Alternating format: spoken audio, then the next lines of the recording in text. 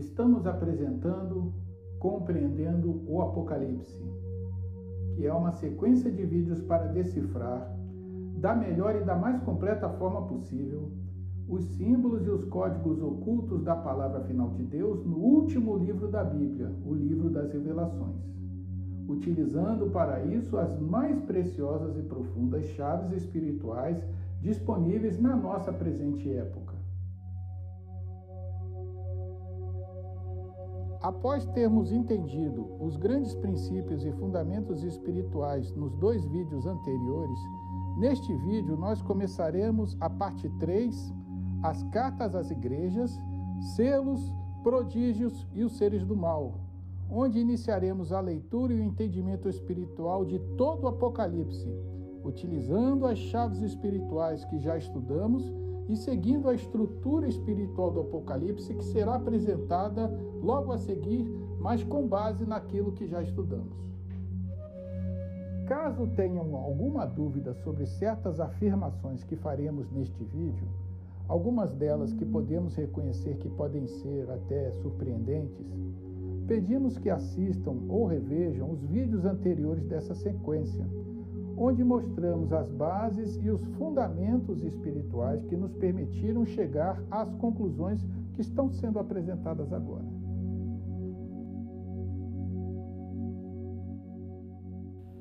A partir de agora, nós vamos pegar aquela grande visão geral que foi explicada por Pietro Baldi, principalmente no primeiro vídeo, e colocar num grande esquema, para facilitar nosso raciocínio, e em cima dele que nós vamos progredir no nosso estudo sobre o livro das Revelações. Basicamente, explica-se o livro das Revelações em 3 grandes fases. Primeira parte, avisos. Segunda parte, tem 2 fases. Ações dos homens e resposta de Deus, ação e reação. Terceira parte, a nova era. E aí, em cima disso, o Apocalipse é só isso, tá? Só que João Evangelista precisou descrever de várias formas, por isso que ele serpenteia sobre essas 3 fases. E essas 3 partes, vamos assim dizer, e suas fases. Vamos ver. Primeira parte, aviso às 7 igrejas. Depois vem os selos. Vai vendo aí os grandes corpos do Apocalipse. Tem lá os 7 selos. Em seguida, as 7 trombetas. Aí ele volta. Ó. Depois ele conta 7 prodígios. 7 taças. Depois ele vem de novo. Conta a besta e a prostituta. E fala da queda da Babilônia. Depois ele pega toda a segunda parte, faz uma visão genérica. Depois ele fala dos dragões e dos 1000 anos e a batalha final. No final, a Nova Jerusalém. Aí está explicado. E da ações dos homens, reação, resposta de Deus. Esses 2 grandes corpos que nós circulamos são a mesma coisa, vistos sobre prismas diferentes. Só isso.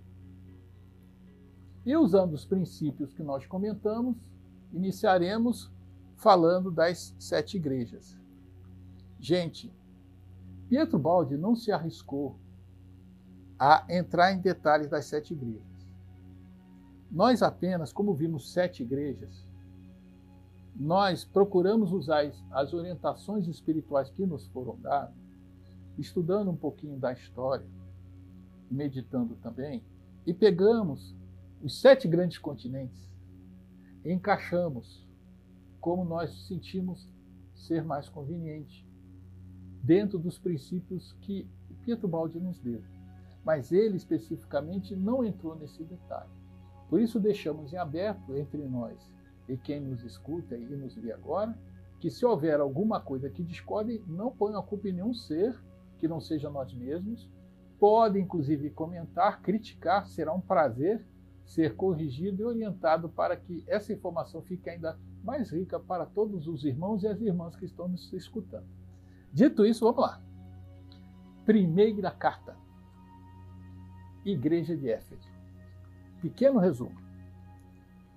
Deus fala assim à igreja de Éfeso, que a gente sabe que não é Éfeso, mas Éfeso espiritual, grupo de pessoas. Vamos lá, olha como é que ele descreve esse grupo. Conheço as tuas obras, o teu trabalho árduo e sua perseverança. Contra você, porém, tenho isso. Você abandonou o seu primeiro amor. Se não se arrepender, virei a você e tirarei o seu candelabro do lugar dele. Mas há uma coisa a seu favor, uma coisa. Você odeia as práticas dos nicolaítas, como eu também odeio. Então tá aí, grupo nicolaísta são seres completamente inferiores, claro.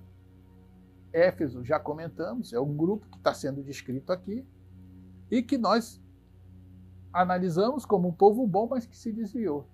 E dentro dos 7 continentes, a gente colocou a Ásia. Porém, não a Ásia, né? Ah, não, o povo da Ásia, não. A Ásia de uma forma bem geral, e já vamos tirar a Índia desse pacote, porque a Índia tem um papel espiritual elevadíssimo no planeta, e já mostra que a gente não pode ser absoluto. Porém, considerando os grandes povos que estão lá, generalizando e descartando a Índia, nós já estamos tirando a Índia dessa conta. A Índia praticamente é uma espécie de fio, uma locomotiva, né, que vai arrastar espiritualmente o resto da humanidade, essa que é a verdade, junto com outros povos, inclusive o continente sul-americano, o Brasil em particular. Então, tirando isso, nós estamos considerando a Ásia de uma forma geral. Pode criticar, hein, gente? Fique à vontade. Segunda carta, Igreja de Esmirna. Deus fala assim ao povo de Esmirna: conheço as suas obras e a sua pobreza, mas você é rico. Conheço a blasfêmia dos que se dizem judeus, mas não são, sendo antes da sinagoga de Satanás. Não tenha medo do que você está prestes a sofrer. O diabo lançará algum de vocês na prisão para prová-los, e vocês sofrerão perseguição durante 10 dias. Seja fiel até a morte, eu lhe darei a coroa da vida. Este povo é um povo bom, mas que sofrerá muitas dificuldades materiais e espirituais e que deverá permanecer firme. Dentro desse conceito, nós encaixamos África. Claro, aí tira um povo aqui, tira ali, mas inclusive sofreram com escravidão, muitas guerras, muita perseguição, nos parece mais adequado. Terceira igreja, Pérgamo. Sei onde você vive, onde está o trono de Satanás. Contudo, você permanece fiel ao meu nome e não renunciou à sua fé em mim. No entanto, tenho contra você algumas coisas. Você tem aí pessoas que se apegam aos ensinos de Balaão. De igual modo, você tem também os que se apegam aos ensinos dos nicolaítas. Olha os nicolaítas de novo. Deus não... Esse povo aí é complicado. Mas vamos lá. Portanto, arrependa-se, senão irei em breve até você e lutarei contra eles com a espada da minha boca. Vamos direto lá. Então, é um povo que nos parece que vive entre os maus, porém não renunciou a Deus, mas alguns ainda precisam se arrepender, né? E aí encaixamos a Oceania.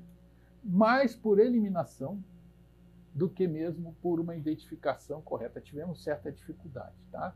Então, por eliminação, colocamos essa. Mas vamos lá, gente. Pode criticar, deixa os comentários. É como a gente fez a sintonia. 7 continentes, 7 povos. Estamos encaixando dessa maneira. Quarta carta, Igreja de Tiatira. Conheço as suas obras, o seu amor, a sua fé. E sei que você está fazendo mais agora do que no princípio. No entanto, contra você tenho isto: você tolera Jezabel, aquela mulher que se diz profetiza. Ela induz os meus servos à imoralidade. Por isso, vou fazê-la adoecer e trarei grande sofrimento aos que cometem adultério com ela, a não ser que se arrependam das obras que ela pratica. Aos demais que estão em Tiatira, a vocês que não seguem a doutrina dela, digo: não porei outra carga sobre vocês. Bem, temos aí um povo que é bom, mas tolera o pecado. Segue alguma orientação que não é boa. E precisam tomar cuidado com, lembra aquela liderança que a gente comenta? Então, tome cuidado com essa liderança, essa influência negativa sobre eles. E aí a gente coloca a América Central, tá? E sem conotação, analisando algum aspecto ou outro, vemos a América Central sobre esse aspecto. Não estamos particularizando ninguém e nem vaticinando o destino da América Central, nenhum desses povos. Estamos apenas encaixando espiritualmente onde sentimos e percebemos, por análise, que está mais adequado. Mas pode ser tudo ao contrário. Façam as suas análises, tirem as conclusões outras e, por favor, compartilhem, como a gente tem comentado. Vamos em frente. Quinta carta, Igreja de Sardes. Conheça as suas obras, você tem fama de estar vivo, mas está morto. Olha aí. Lembre-se, portanto, do que você recebeu e ouviu. Obedeça e arrependa-se. Mas, se você não estiver atento, virei como um ladrão e você não saberá a que hora virei contra você. No entanto, você tem aí em Sardes uns poucos que não contaminaram as suas vestes. Eles andarão comigo, vestidos de branco, pois são dignos. Jamais apagarei o seu nome do livro da vida, mas o reconhecerei diante do meu Pai e dos seus anjos. Receberam muito, mas poucos não se contaminaram. Europa. É a nossa ligação que sentimos para esse povo. Receberam muito aquinhoado, tem muito boa gente lá, mas muito materialismo. Bem, não vamos entrar em detalhes. Estamos apenas fazendo as correlações. Para nós, Europa. Sexta carta, Igreja de Filadélfia. Conheço as suas obras. Eis que coloquei diante de você uma porta aberta que ninguém pode fechar.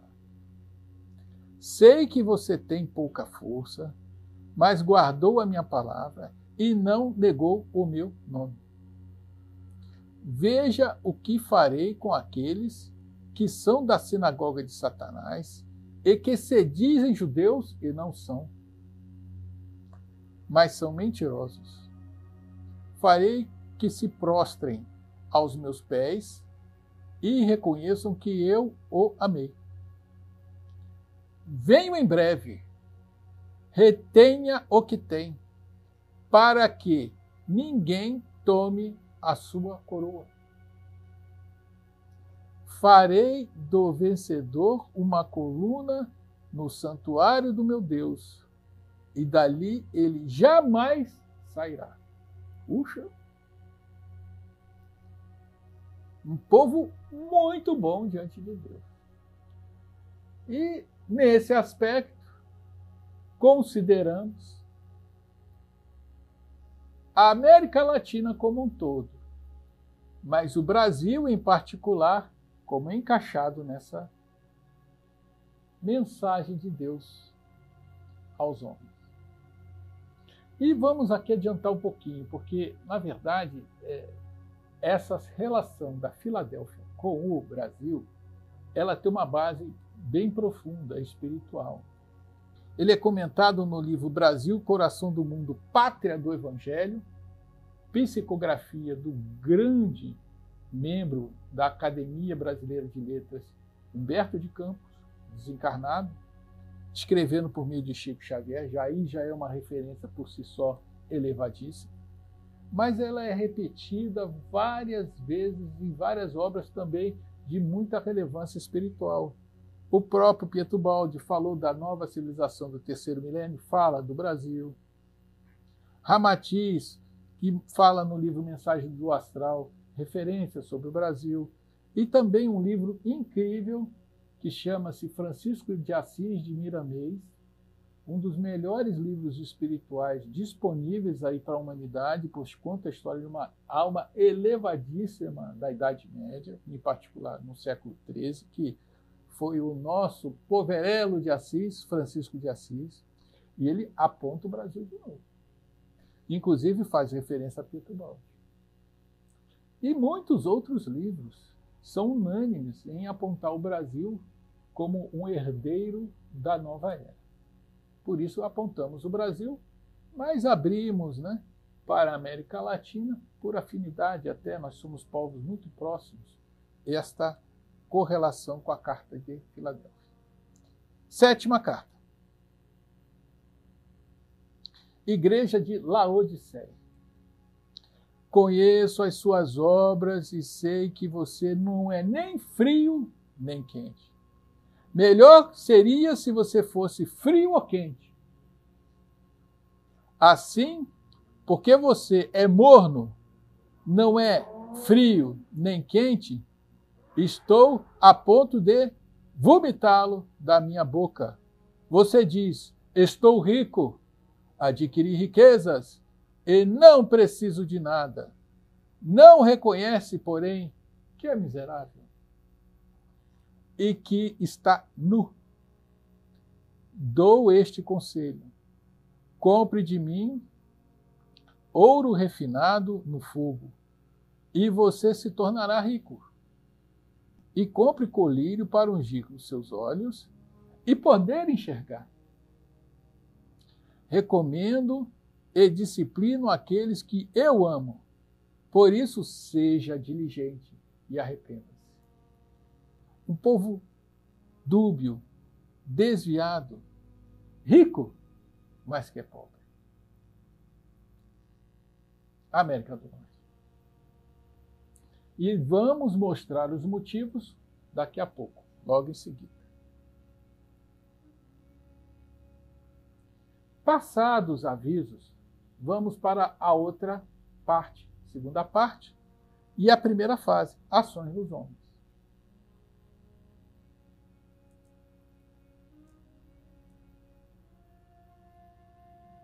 Está aí as ações dos homens, e, em particular, nesse conjunto, nós vamos nos fechar mais nos selos e nos prodígios, fazendo uma correlação entre esses dois.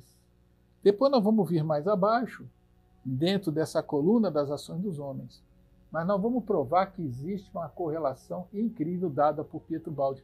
Sem Pietro Baldi, sem um ser do alto, sem um ser das esferas iluminadas, como o próprio Emmanuel disse, que Pietro Baldi veio de esferas superiores para falar com os homens, nós não conseguiríamos destrinchar isso. Essa é que é a verdade. Então vamos lá.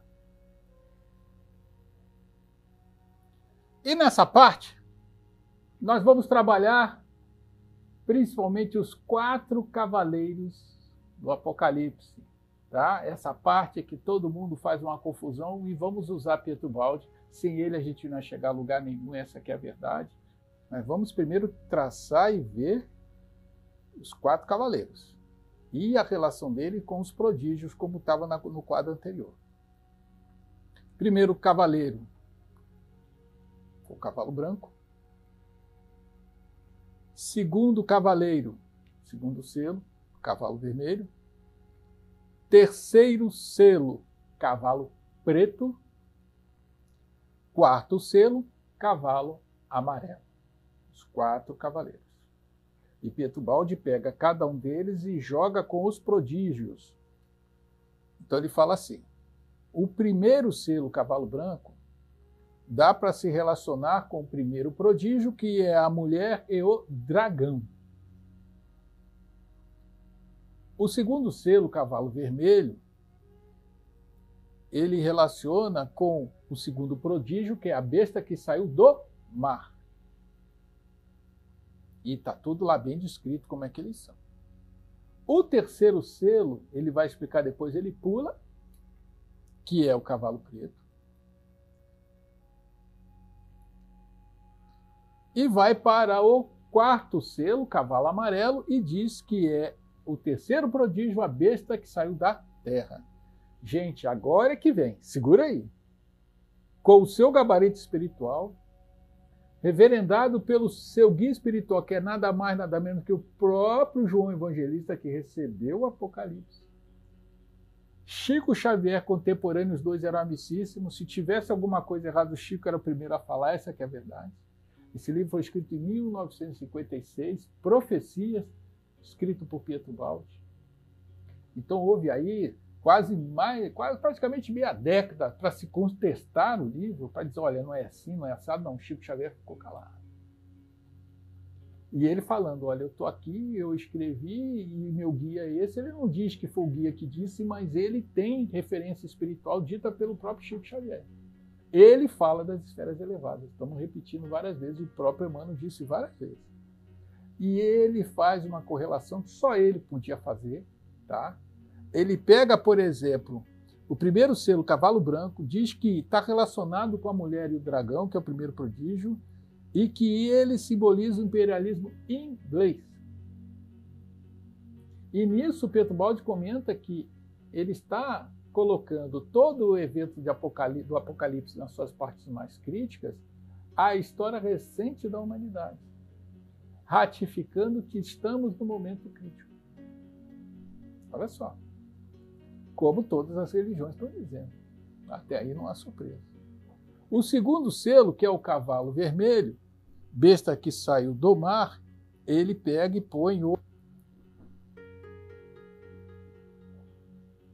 a União Soviética. O terceiro selo, que é o cavalo preto, ele pula, né? Lembra que ele pulou?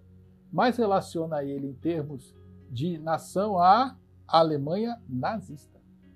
O livro é de 1956. E o quarto selo, cavalo amarelo, besta que saiu da terra, ele relaciona com os Estados Unidos. E calma, gente, que o Pietubaldi mesmo vai fazer os comentários em cima da mensagem de João Evangelista sobre cada um desses selos e vai nos explicar por quê. Vamos começar com o primeiro selo, primeiro prodígio, e vamos ver por que Pietubaldi explicou assim.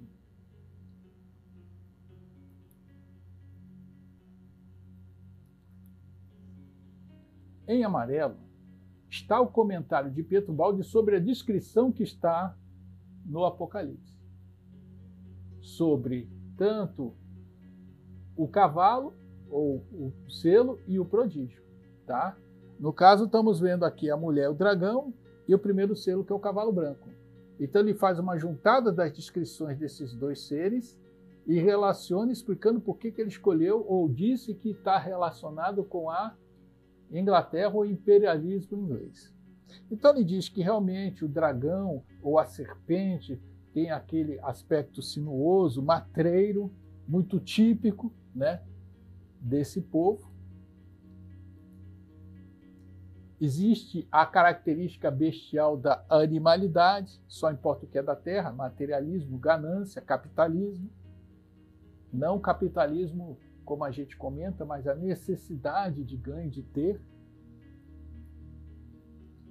O poder de vencer e conquistar, que está na descrição, inclusive, do cavalo branco, com a espada e a coroa. Típico dos povos, principalmente da Inglaterra e da Europa de geral, na Idade Média. E aqui em branco nós vamos colocar os nossos comentários para acrescer em cima do que foi comentado. Podemos colocar o imperialismo inglês não só na Inglaterra, mas a Europa como um todo. Elas tinham, os povos daquela época, principalmente da Idade Média, tinham essa característica. E percebam que havia uma outra coisa. Há hoje uma coisa interessante. Quando a gente lembra dos filmes que foram feitos sobre a Idade Média, o que que vem? Vem o quê? Espada e coroa. Dos povos europeus, em particular a Inglaterra e também a França. Não é verdade? Olha só. E não tem aqueles reis do cavalo branco? Vitoriosos, Ricardo Coração de Leão, etc. O cavalo branco até como um símbolo de status entre os reis europeus. Olha só. E eles lutavam contra quem? Os cavaleiros, os reis da Idade Média, contra dragões. E como tem filme de trono, coroa, espada e dragões hoje em dia? E olha que João Evangelista descreveu tudo isso mais de 1000 anos antes da história da Idade Média ter acontecido. E hoje nós estamos revendo tudo isso aí nas telas, ainda mais nessa época mais difícil, a gente tem que ficar mais em casa, somos colocados na frente da televisão e temos oportunidades diversas, até no celular, de ver o nosso próprio passado. Vejam lá, a Idade Média praticamente é uma descrição que foi feita mais de 1000 anos antes na mensagem do Senhor por meio do Livro das Revelações. No segundo selo, o cavalo vermelho, que Pietro Baldi relaciona com a besta que saiu do mar no segundo prodígio e fala da União Soviética, que já passou. Mas na época de Pietro Baldi não havia passado. 1956 foi que ele escreveu esse livro, que ele se baseou, que ele escreveu o que nós estamos comentando.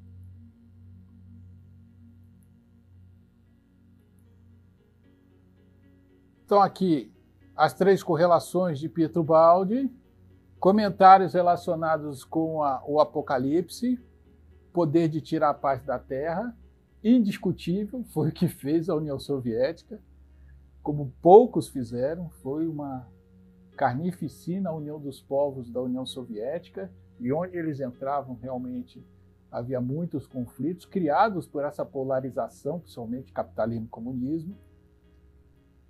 Cor vermelha, tá? Pietro Baldi foi muito feliz aí, o homem, como aconteceu lá com a infalibilidade papal, lembra do Pio IX de 1870 que comentamos? O ser sem o perceber se expressa naquela visão descrita pela mente divina no Apocalipse. E João Evangelista capta isso e traz para nós. Pietro Baldi faz a ligação. Sem querer, a União Soviética é realmente vermelha. E lá na União Soviética, na época, o vermelho era considerado belo. Materialismo da besta, ateísmo estrutural.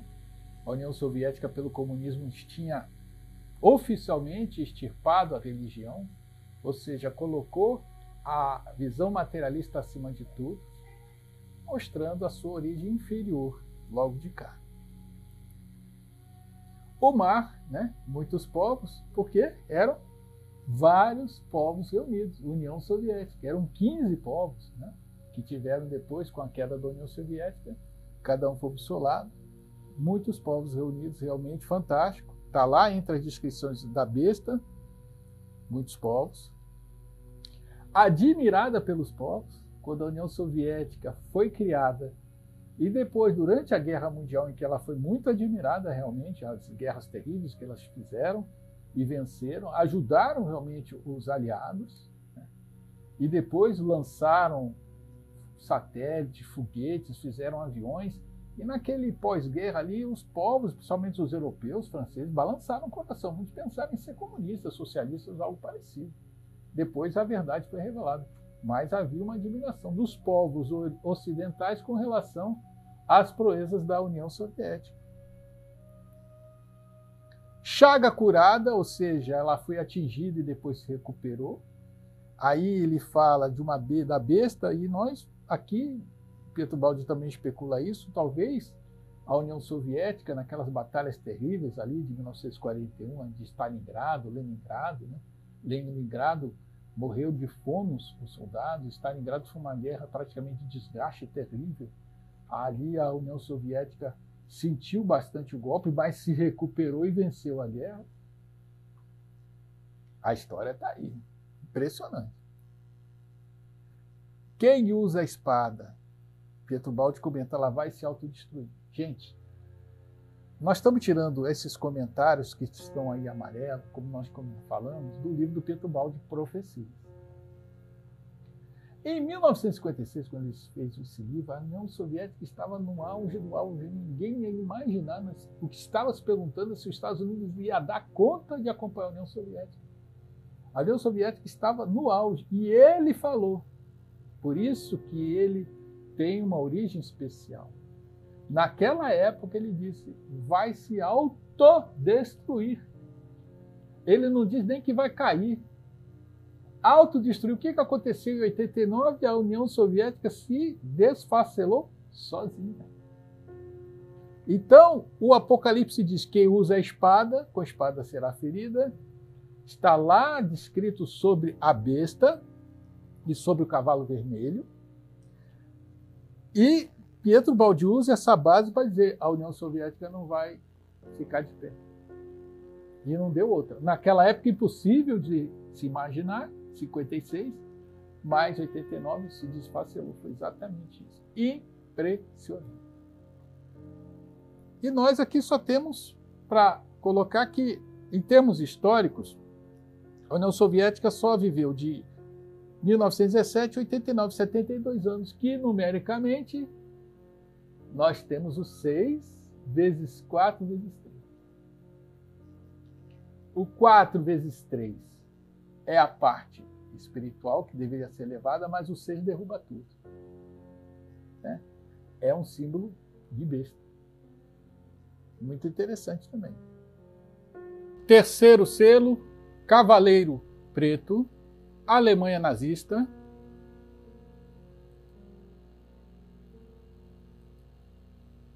Escassez de alimentos.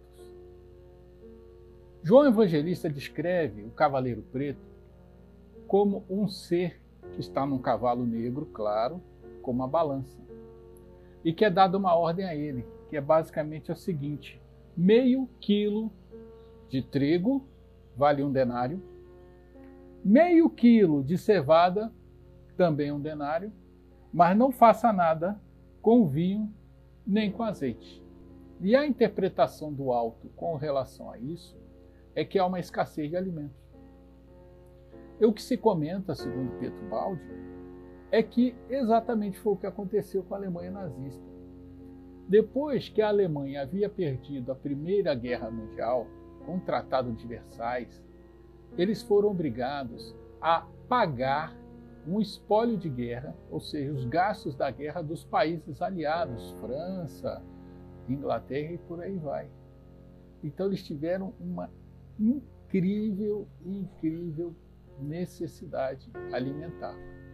Tiveram muitas dificuldades mesmo, piorado com 1929, quando teve uma crise na Bolsa de Valores de Nova York, que aí não foram só os alemães, o mundo inteiro passou muitas dificuldades e necessidades, e a Alemanha, que já estava ruim, ficou pior ainda. Depois, em 1939, quando a Alemanha entrou na guerra, e aí não só levou guerra para o mundo, né, vamos assim dizer, fez a Segunda Guerra Mundial, mas levou também muita fome e miséria para a Europa. O resultado final é que houve realmente, a Europa ficou toda em muita dificuldade, a Alemanha principalmente. Então, realmente, foi isso que aconteceu, escassez de alimento. E descontrole da moeda, vulgo inflação, né? Porque justamente na Primeira Guerra eles tiveram que pagar a conta dos aliados também, os alemães. E nisso o que aconteceu? O barão de Hindenburg, que era o líder da Alemanha na época, teve que sair imprimindo marco alemão. Isso gerou uma inflação terrível no país e a moeda ficou uma loucura. Tem até charges mostrando os alemães para ir comprar pão com um carrinho de mão cheio de marco alemão, porque o valor do marco alemão era menor do que o papel onde o marco era impresso. Que situação! A cor negra, claro, os países do eixo, os oficiais da SS todo com aquele uniforme, né, negro, um alinhamento espiritual perfeito entre o que foi escrito pelo apóstolo João e as cores do nazismo. E não há um prodígio relacionado a esse cavaleiro justamente por causa do tempo. Foi relativamente curto a presença dele na história. Por isso até que João Evangelista faz um parágrafo e não tece comentários. E espiritualmente, Pietro Baldi explica que para esse não há prodígio. E há um outro aspecto interessante, esse nós estamos adicionando ao comentário. Notem que, se vocês forem ver o período histórico, a Alemanha nazista nasceu com a ascensão de Hitler em 1933. Dali até o início da Segunda Guerra Mundial, 1939, 6 anos. Olha o número 6 aí de novo. E do início da Segunda Guerra até o final dela, 1945, mais 6 anos. Provando aí 6, o início da Alemanha, mais 6 anos de guerra, e aí termina, acaba a Alemanha nazista, mostra aí uma ligação histórica espiritual, um alinhamento profético, né, por assim dizer, impressionante. Isso não quer dizer que a Alemanha nazista, como pensamento, desapareceu. Tanto que vemos aí irmãos, infelizmente, pelo mundo, com símbolos de suástica, etc., até infelizmente no Brasil, e quando não usam o símbolo, tem o pensamento. Então, de uma certa forma, a estrutura geográfica, política da Alemanha nazista desapareceu, mas o pensamento psicológico ainda está por aí, infelizmente, ainda que em pouco grau. Quarto selo, cavalo amarelo, segunda besta, a besta que saiu da Terra, Estados Unidos.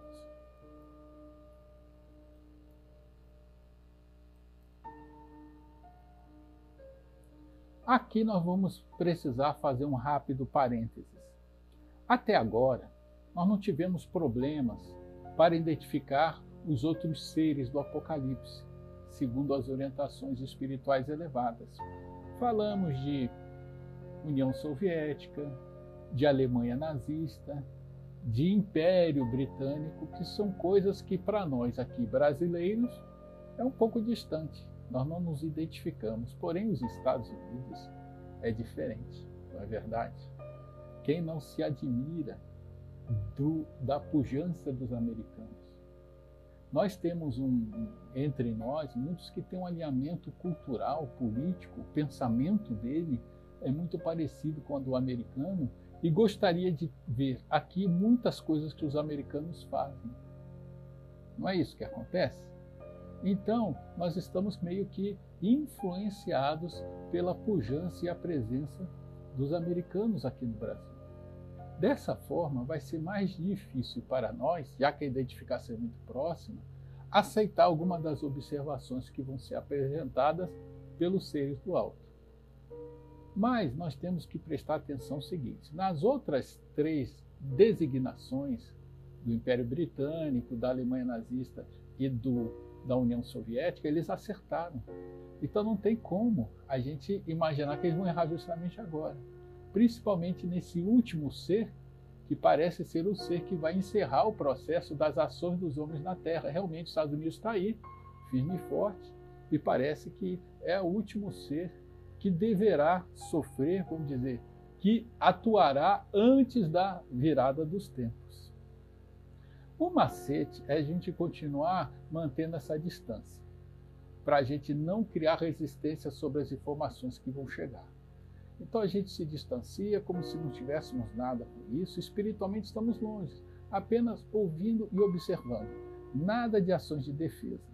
Apenas escutem e observem, e no final vocês verão que realmente faz sentido, como todos os outros fizeram.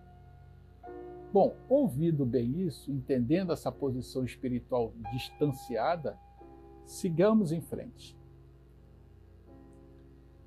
Pietro Baldi comenta que as ações dos Estados Unidos, o comportamento geral, nada mais é do que uma outra forma de materialismo. É o materialismo por meio da riqueza, da pujança material, das conquistas e das grandes realizações do ponto de vista material. E que a tal disputa entre comunismo e capitalismo, União Soviética e Estados Unidos, não é uma luta entre o bem e o mal. É uma briga de facção. São duas bestas, uma que saiu do mar e a outra que saiu da terra, brigando entre si, e que, na verdade, a besta que saiu do mar, né, a União Soviética, perdeu.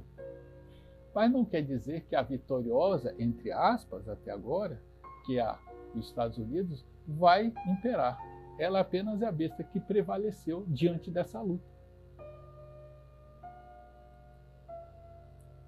Essa observação é muito feliz de Pietro Baldi. Ele diz lá que João Evangelista fala, tem o chifre do cordeiro, essa segunda besta que saiu da terra, porém não é o cordeiro. O cordeiro quer dizer o Cristo, ou seja, parece cristã, tem as feições cristãs, mas não é cristã. O que é verdade, face ao seu materialismo.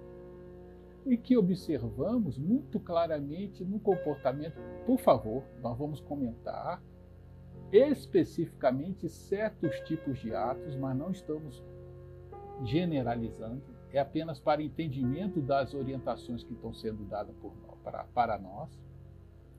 Então a gente vê que tem muitas igrejas, principalmente de origem protestante, em que eles praticamente usam a religião como uma máquina de fazer dinheiro. Existem verdadeiras empresas, oligopólios, riquíssimos, com base na religião protestante, principalmente nos Estados Unidos, aqui também, mas lá muito mais. Relacionando, eles chegam a relacionar o sucesso material da riqueza com a ligação com o Senhor, ou seja, aqueles que financeiramente são mais pobres, é porque Deus não está com eles. E os que tiveram vitória material é porque Jesus está com eles. Não tem nada a ver uma coisa com a outra. Jesus não disse nada disso. Muito pelo contrário, o Senhor disse, ai de vós ricos, ai de vós que tem os seus gozos na terra. Lembram-se? Jesus falou isso claramente no Sermão da Montanha. Falou que não dá para servir a Deus e a Mamon. Mamon é o Deus da riqueza. Então, como é que as igrejas colocam a riqueza material em primeiro lugar? Isso quer dizer exatamente o que o nosso querido evangelista explicou. Parece que é o cordeiro, mas definitivamente não é. O nosso amado Senhor não tinha sequer uma pedra para deitar sua cabeça. Andou no meio dos pobres e miseráveis. Os pescadores eram paupérrimos e foram seus apóstolos. Como hoje os cristãos podem ter essa pujança toda e dizer que são cristãos? Essa riqueza material, como Pietro Baldi muito bem explica, não passa de materialismo religioso, mas não deixa de ser materialismo. É o materialismo estrutural da nossa atual civilização se expressando na religião, invalidando-a como religião do Cristo. Então, João Evangelista deixou claro, parece cristão, mas não é. Essa descrição, então, é maravilhosa. Fala como o dragão, que é o Império Inglês, ou seja, João Evangelista diz, essa besta que saiu da terra fala como dragão, olha lá, primeiro prodígio. Ou seja, fala como o Império Inglês. O Império Inglês, Inglaterra, e o que fala os Estados Unidos? A mesma coisa, fala o inglês. Impressionante. Essa realmente é uma das melhores. Fantástica. João Evangelista ainda diz, e ele mostra o seu poder diante da primeira besta, a besta que saiu do mar. E realmente os Estados Unidos, com as suas riquezas, com as suas conquistas materiais, com esse Fausto, né, o luxo todo que os americanos ostentam, e os coitados dos comunistas, não é coitados comunistas, né, mas os comunistas lá olhando, não chegando nem perto da riqueza e da pujança americana. Então, carros do ano, e iates, e mansões incríveis, imensas, né? E aquelas casas, aquelas cozinhas, salas que a gente se perde de vista, isso, claro, aí na televisão, e chega lá na União Soviética, aquela coisa até sem cor, né? Sem graça, os carros também muito limitados, dificuldades até de acesso à alimentação um pouquinho melhor. Então, a União Soviética olhava, né, os Estados Unidos, e os Estados Unidos dando aquele show de riqueza material, né? Foi o que aconteceu. A briga entre os dois, até inclusive a União Soviética tentando acompanhar pelo menos o lado militar, não alcançou, em 89 caiu. E olha só, João Evangelista fala, e vai fazer grandes prodígios. Gente, o que os americanos não fizeram? Se a gente olhar agora, nós estamos aqui conversando, se olhar a tecnologia que está em volta de você agora, o seu relógio, o seu celular, a luz elétrica, os carros, os aviões, televisão, tudo, gente, internet, YouTube, Facebook, não importa. Tudo que é tecnologia e conquista hoje de desenvolvimento material veio deles, os americanos. Se não foram eles que inventaram, foram eles que desenvolveram, aceleraram o processo, a ponto hoje de não só terem colocado o pé na Lua, mas o segundo pé já está em Marte praticamente. Incrível essa descrição. E João Evangelista vai mais longe, ele diz o quê? Até fazer fogo do céu eles fizeram.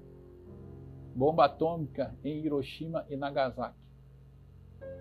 E só os Estados Unidos, com esse poder da bomba atômica, consegue destruir o mundo hoje, mesmo com a redução do seu arsenal atômico, pelo menos algumas dezenas de vezes, todo o mundo. E depois, João Evangelista, não satisfeito, ainda dá mais uma outra descrição.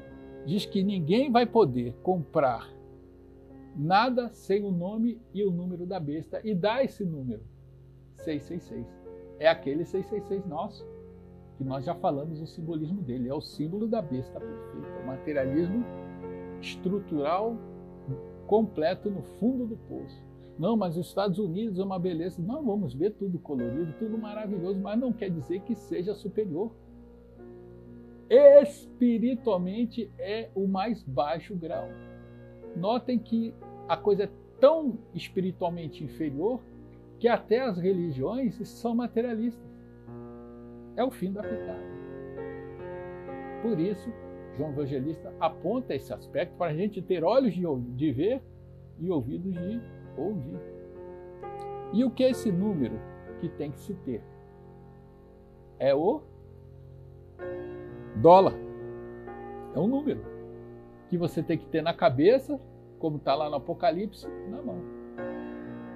Não é isso?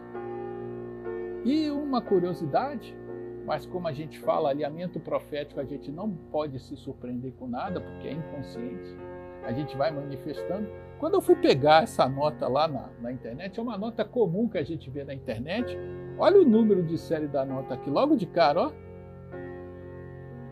Começa com 666. E não se surpreenda, isso é normal. Quando a gente começa a perceber com olhos espirituais, as coisas vão aparecendo. Há uma ligação entre tudo. Muito natural, é muito típico isso, me indicando o número da besta do número da nota do dólar.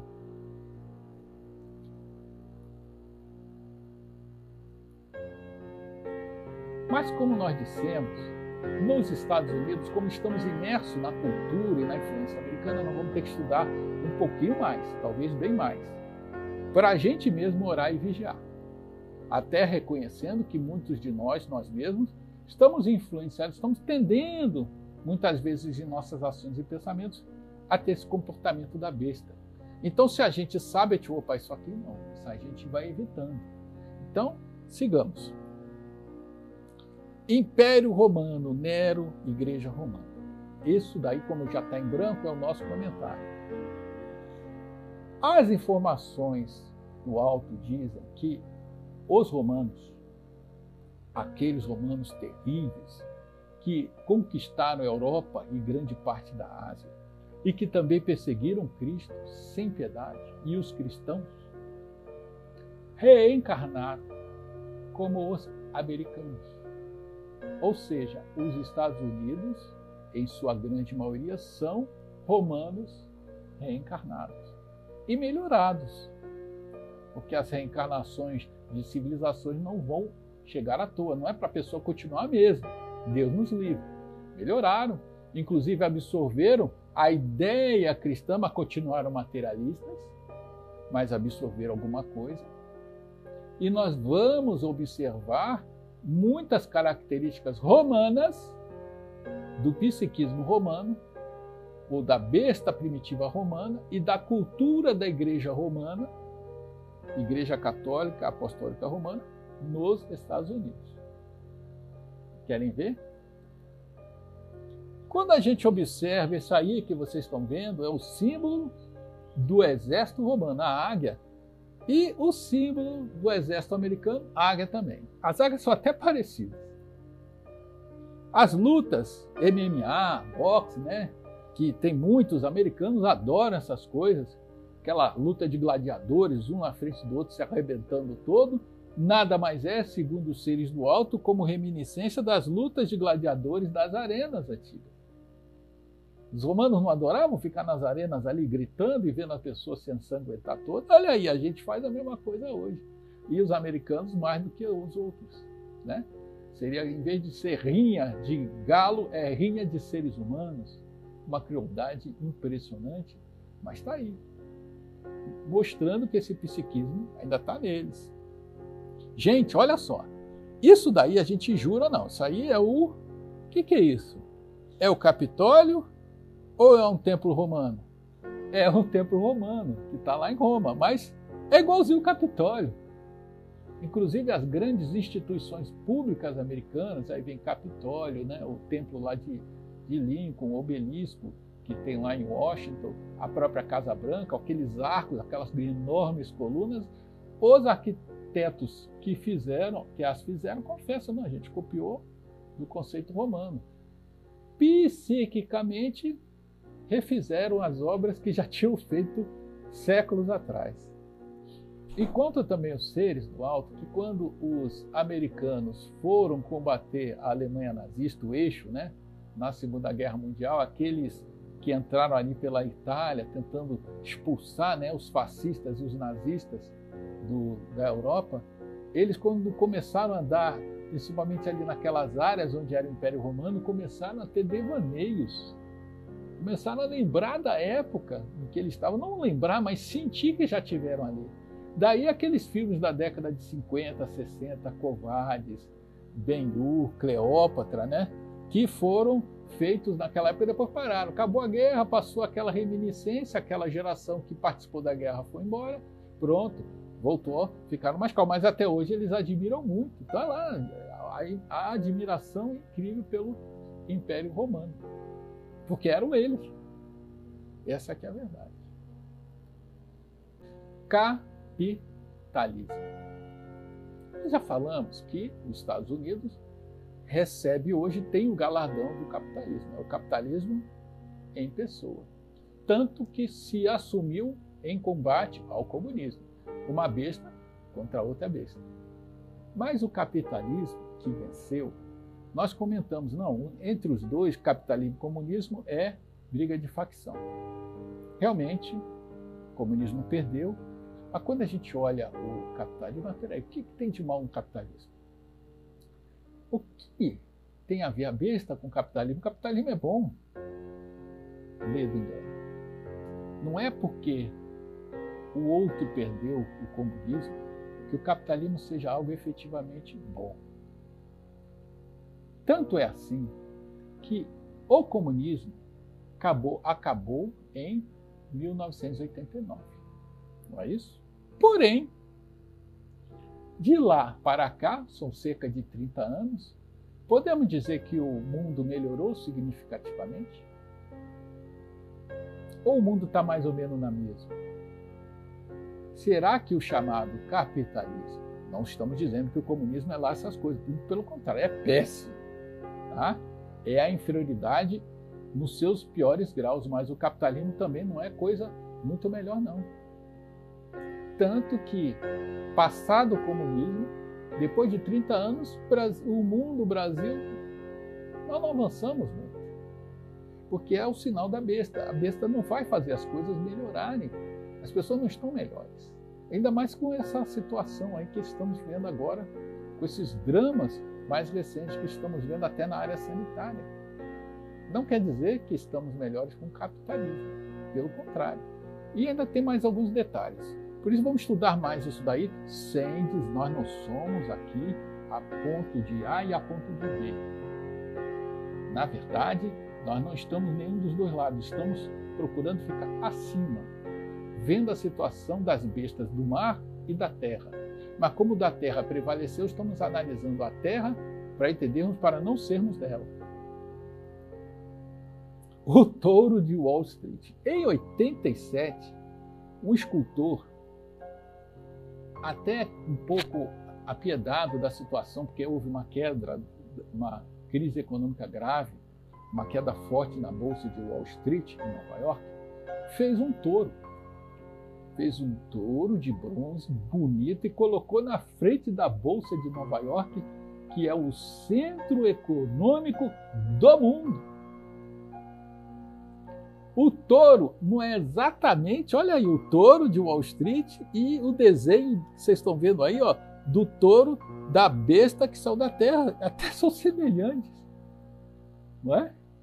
E a coisa ficou tão na cara, porque lá na Bolsa de Nova York, quando viram aquele touro na frente, eu acho que até que pegou mal, né? Porque o pessoal ficou, poxa, mas como é que pode? Eles começaram a lembrar do que estava na Bíblia, ligaram esse touro de Wall Street ao bezerro de ouro dos dramas de Moisés no deserto, que vocês podem ver lá no Êxodo, no livro do Êxodo da Bíblia, mas não perceberam que também estava ligado à besta que saiu da terra, né? Mas de qualquer maneira eles sentiram, isso aqui está pegando muito mal. E tiraram o touro dali, mas colocaram algumas quadras depois, mais ao norte, se não me falha a memória. Mas não importa. No centro econômico do mundo, Nova York, você tem a ilha de Manhattan, ali onde tem a pujança financeira americana e mundial, está lá o touro, mostrando aquele alinhamento profético que nós dizemos, está aí, ó, tá, a besta está aí.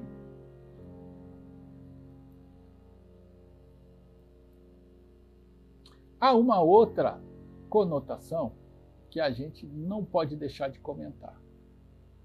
O capitalismo, a busca pelo dinheiro, ela tem 4 vertentes, por isso que ela é perniciosa.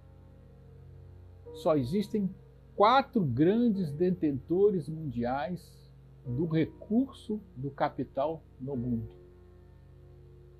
1/4 desses recursos está na mão de máfias e de outros tipos de tráficos. Tráfico de drogas, de pessoas, de armas, não interessa. Qualquer órgãos, né? Qualquer coisa que está ligado ao crime está na mão de 1/4 da economia mundial.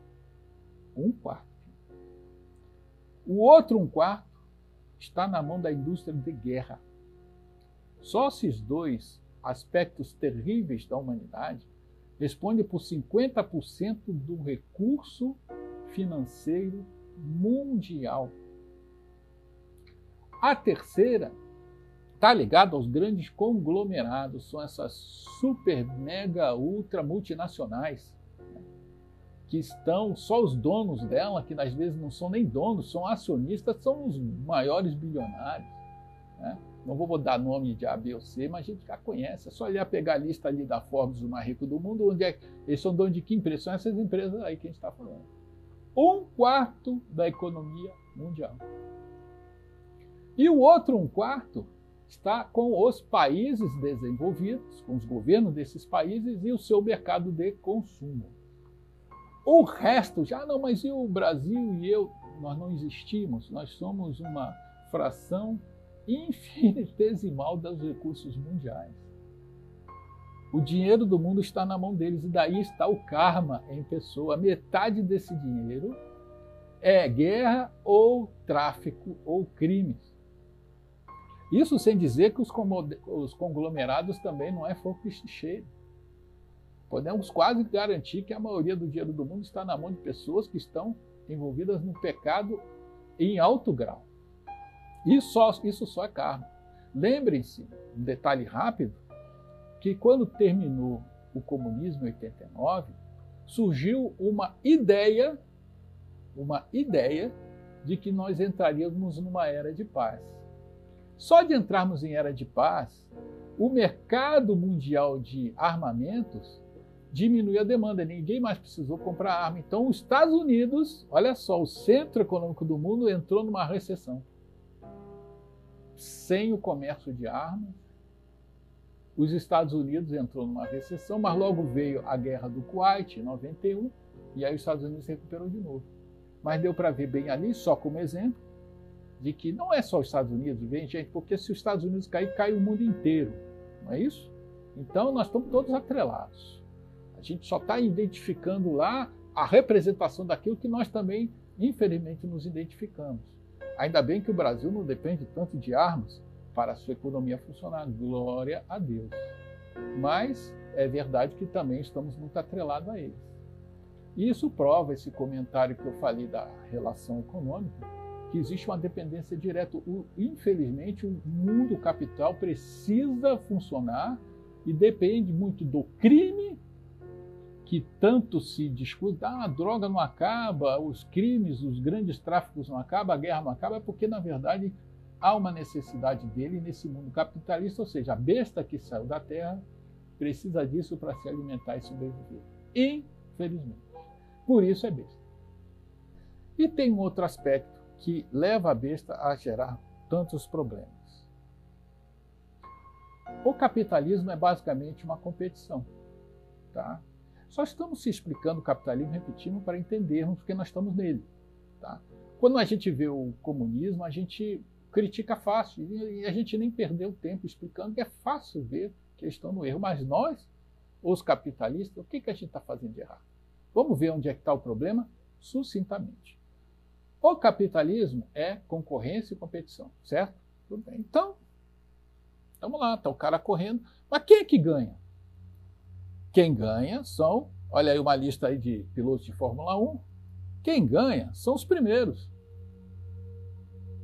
E todo aquele resto para baixo da lista são chamados perdedores. E olha o que acontece então. O que temos? A maioria perde em qualquer competição.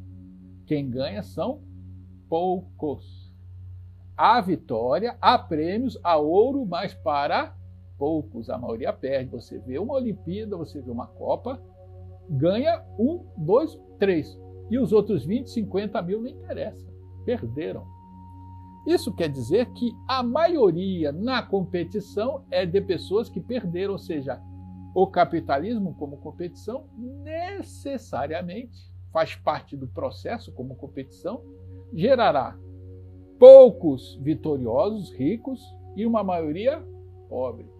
Resumindo, a competição tem muitos vitoriosos? Não, não tem. É Estados Unidos, é um país aqui, outro ali, mas a maioria é pobre. É isso que ele ocorre. Então, quando o capitalismo funciona a seu vapor completo, é pobreza. Isso ocorre até nas cidades. As grandes cidades, o que é? Um centro, um bairro rico e o resto, uma periferia pobre. Onde ocorre capitalismo, a tendência é essa. Quando não ocorre isso dentro do país, é porque existem lideranças, nós não comentamos, não deixamos nenhuma imagem aí, mas existem lideranças políticas, econômicas, que decidem redistribuir o capital dentro do país de alguma maneira. Não faz parte aqui do nosso comentário, porque estamos falando de profecia do livro das Revelações. Mas os grandes países arrumam uma maneira de redistribuir a vitória que eles têm entre o seu povo de alguma forma. Por isso que não tem muita miséria dentro desse país desenvolvido. Mas o resto que não faz isso, os países que não tomam esse cuidado, é uma concentração de riqueza do lado e o resto pobreza, porque faz parte do processo. Não funciona de outra maneira. Daí a pobreza em escala mundial e também em escala nacional, regional e municipal. Qualquer cidade a gente vê isso. É rico de um lado, pouco, e pobreza para o resto da população. Mostrando que o capitalismo é gerador de riqueza, mas é gerador de muita pobreza, muita miséria, muita necessidade. Por isso é besta. Não é fraternidade, não é os novos tempos, pelo contrário, é um causador de problema socioeconômico e humano. E claro, os Estados Unidos, ele está competindo. E ele depende de guerras, já comentamos. Eles precisam das guerras. Então a gente vai ter guerra enquanto tiver a competição pelo capital. E quando para a guerra, a economia cai. Então eles precisam dessa máquina funcionando. Por isso a gente não vai ter paz. E com risco até de destruir o planeta. Por isso o Senhor terá que vir ao nosso socorro. A máquina de guerra, com o desenvolvimento tecnológico, principalmente dos Estados Unidos, da China, os países que estão hoje na vanguarda tecnológica, estão fazendo as coisas cada vez maiores e mais poderosas. Cedo ou tarde, se não houver uma intervenção do alto, o homem pode apertar um botão e acabar com metade do planeta fácil. Então, a competição está gerando isso, em parte, ou grande parte, é um efeito colateral mais um do capitalismo. Nesse momento, nós faremos uma relação entre os 4 selos, os 4 cavaleiros, e a parte de baixo aqui, que é a besta e a prostituta, o cavaleiro do cavalo branco e as 2 bestas, e os 1000 anos do dragão preso, que são também o corpo, ações dos homens, que está na coluna aqui, que está com essas 2 bolas, certo? Que está nessa ações dos homens. Nós veremos uma relação forte entre eles. Então temos os 4 selos e os 4 prodígios, o trabalho já foi feito de correlacioná-los, e há uma relação direta entre a besta de 7 cabeças e a prostituta, que está ligado também pelas ações dos homens ao cavaleiro branco, que nós já comentamos, e também aos dragões dos 1000 anos. São capítulos aí que nós estamos vendo claramente no Apocalipse. Só que os 2 últimos, tanto o Cavaleiro Branco como os 1000 anos, estão interligados. Uma parte é ações dos homens, mas tem uma boa parte que é pura resposta de Deus, reação de Deus. Então nós vamos deixar esses 2 últimos para a segunda fase, onde trabalharemos diretamente a resposta de Deus. Será um outro vídeo. Esperamos que seja logo o vídeo seguinte. E vamos estudar, em particular, a besta de 7 cabeças e a prostituta. Gente, Pietro Baldi, ele explica que a descrição da prostituta sentada na besta é todo um conjunto que mostra pictoricamente, ou seja, sem que os homens percebam, está no próprio mapa geopolítico da Europa. Lembra aquele alinhamento profético que a gente sempre comenta aqui? Existe um alinhamento profético que o homem, na hora de distribuir os poderes, as regiões, e marcar o mapa, acabou sem querer também mostrando num grande mapa estratégico a besta e a prostituta. Vamos pegar o mapa da Europa aqui, presta atenção. Nós vamos dar uma girada, como o Pietro Baldi nos ensinou. Olha o desenho e presta atenção. Olha, o mapa vai começar a girar, vai começar a ficar em cima do desenho e... Estão vendo? Olha só. Península Ibérica a cabeça. Inclusive a gente pode botar até uma coroa nela se quiser. Aqui o braço da Itália com a ilha siciliana aqui com a taça. É impressionante, olha, a parte vermelha, a antiga União Soviética, como todo o corpo da besta, mas a mulher com a luxúria é a Europa Ocidental, toda aqui, ó. Alinhamento profético. O homem, sem querer, acaba expressando aquilo que está na mente divina como previsão do que o homem ia fazer.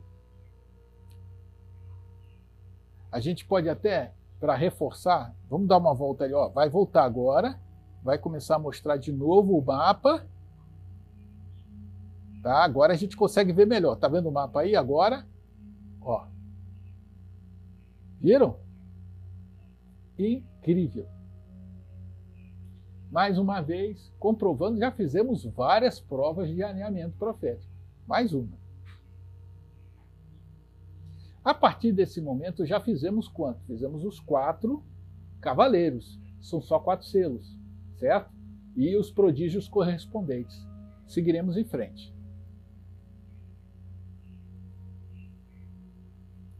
Quarto selo já fizemos, quinto selo. A alma dos mártires já não é muito ações dos homens, já notaram? Já está falando da parte daqueles que sofreram na mão dos maus, das bestas e dos monstros. Sexto selo, grande terremoto, já está mais para a reação divina. Os 144 mil que clamam pelo Senhor. E o sétimo selo, silêncio do céu e o início das trombetas. Então, os últimos selos, né, do quinto ao sétimo, é um pouco já o sofrimento dos mártires e o clamor dos mártires pelo socorro de Deus e já a ação do Senhor em andamento. E olhando desse prisma, o quinto selo e depois o comentário que não é bem o selo, que é os 144 mil, esses dois que estão mais claros aí, e ainda podemos dizer que ainda é a ação dos homens, mas um pouco já os mártires implorando ajuda. E que se nós formos olhar o lado dos prodígios, temos o quarto, que é justamente o Cordeiro e os 144 mil, olha só, os homens de bem, relacionando-se com o Senhor, pedindo ajuda. Os homens não aprontaram?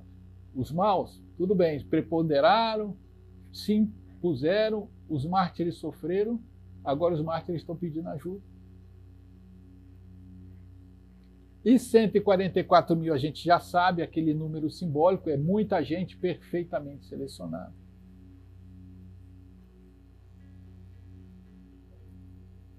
E já vem o quinto prodígio, que são os 3 anjos e a queda da Babilônia, já está meio que mais para reação dos homens, ação e reação, mais reação do Senhor do que ação dos homens. A ceifa no sexto prodígio, já vem um anjo ceifando a terra, é a ação de Deus. E o mar de vidro. Aí vem o sétimo prodígio, onde vê esse mar de vidro e vai se avaliando aquele mar. Bom, esta parte, esse conjunto, ele tem tanto selo como prodígio, é um pouco de transição entre um e outro. Lembre-se que nós estamos falando de forma pictórica e prismática. Não é fácil. Então, João Evangelista fez das tripas coração, fez um milagre e foi mostrando a transição de um para o outro. Ação, os homens de bem pedindo, e já começa um pouquinho, né, a avant-première da reação de Deus. Então, nessa parte, basicamente esses aí que estão com essas bolas é que a gente pode considerar que ainda é ação dos homens, só que na parte boa, dos clamores. O resto já é mais reação de Deus, resposta de Deus.